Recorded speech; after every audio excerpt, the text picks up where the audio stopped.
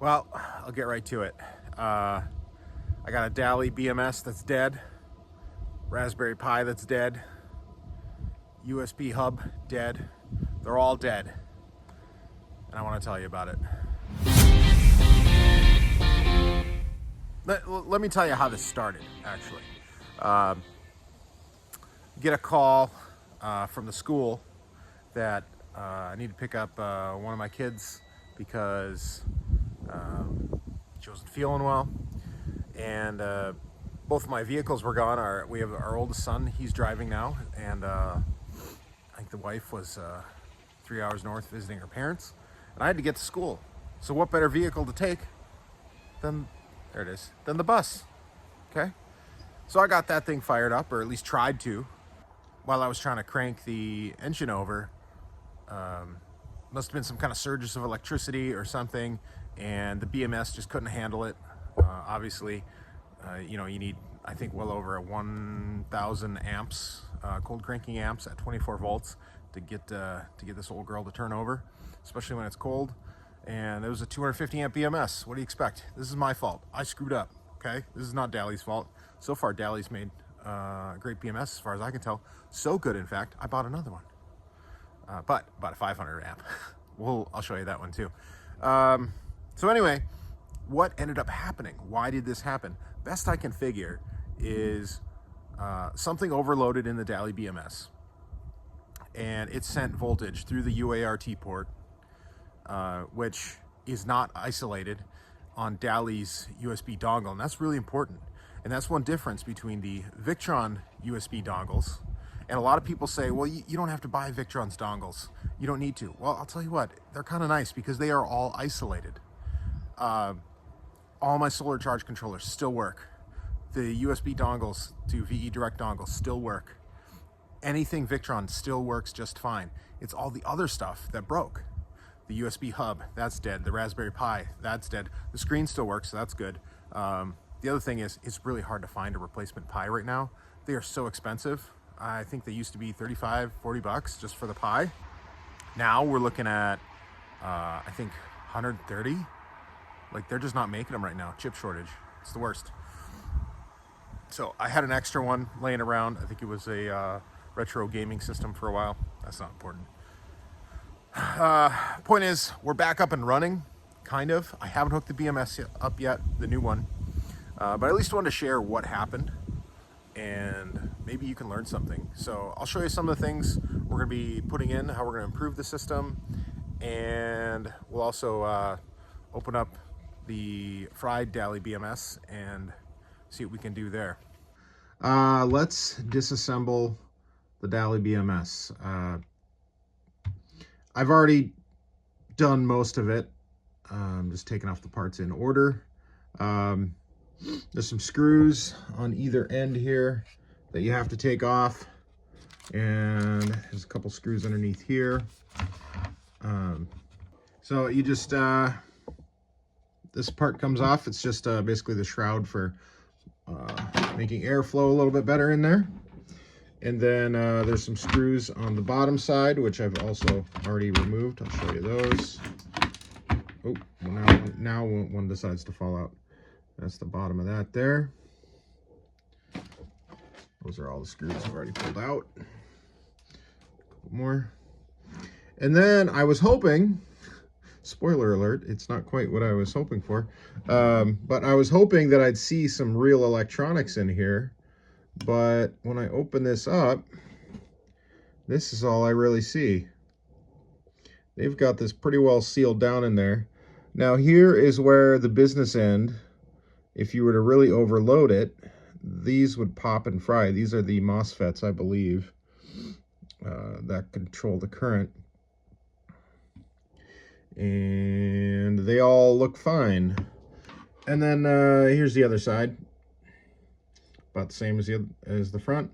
And these are all pretty heavy aluminum plates, which is really good for heat dissipation, so I have to hand it to them there. This is very well put together as far as I can tell. But it doesn't surprise me that I'm not seeing burned out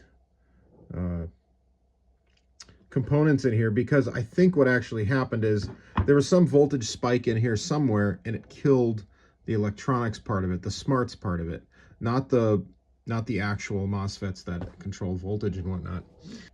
Now this is the USB to UART converter, and this is what really, well, this is not the part that failed, but this did not stop the failure from propagating to other systems.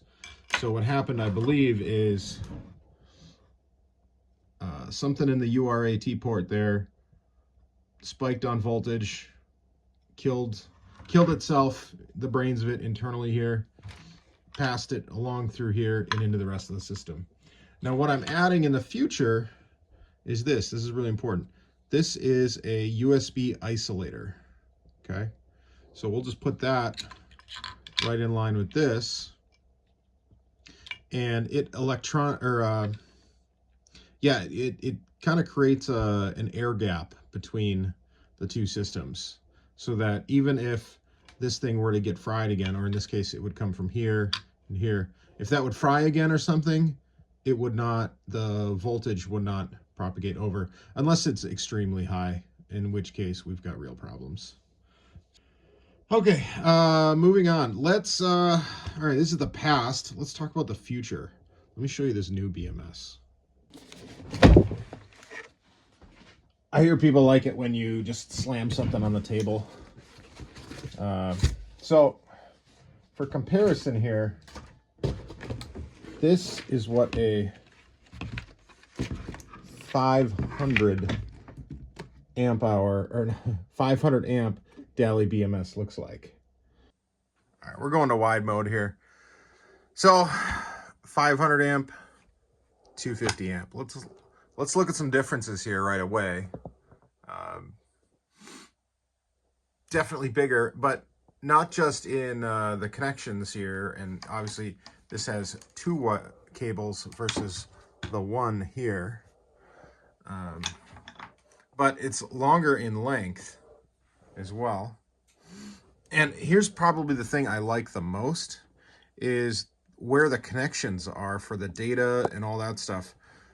It's up here on the top more, whereas on this one it's kind of buried down there, and it was really a pain to try and find these once I had this installed. So I like this a lot more. Or sorry, this was kind of a pain in the butt to work with. I like the idea this way easier. These are all labeled, I can get at them no matter where it's installed without having to get in weird angles and contort my body. So the plan is to install this one, and we should be back up and running out there. The other thing you need to keep in mind with Daly BMSs, and this is actually true with all lithium BMSs as far as I'm aware, the charge amperage is half of the discharge amperage. So now we can charge at 250 amps if we want without a problem. Whereas this one I was limited to 125. So also things to consider. All right, I think this is enough rambling on this part of it. Well, like usual, it's a mess in here. Hope to really clean this up this spring when it gets warmer. It's not snow everywhere. But it's in there, it's installed, it's working. So far, so good. Voltage deviation sitting was like at 0.01. The little active balancer has been doing really well. Oh, speaking of that, last little quick tip on this. I got a tip from a viewer on the active balancer. See that solder pad there that says run? If no one's familiar, this is an active balancer. Got off Amazon. Works pretty good. Actually works great. But those solder pads there on run, you separate those, and that acts as a switch for when this balances or not. So I could connect that to the Victron system and have this run when I want it to. Before I found that little pad, thank you to the viewer, whoever did that. Feel free to comment and say, yeah, that was me. I was looking at having a like a 9-pole relay board to do it, but yeah, we can just use a relay off of either the BMV or Multiplus to control that. So look for that in the future as well. All right, so that's about it for this episode.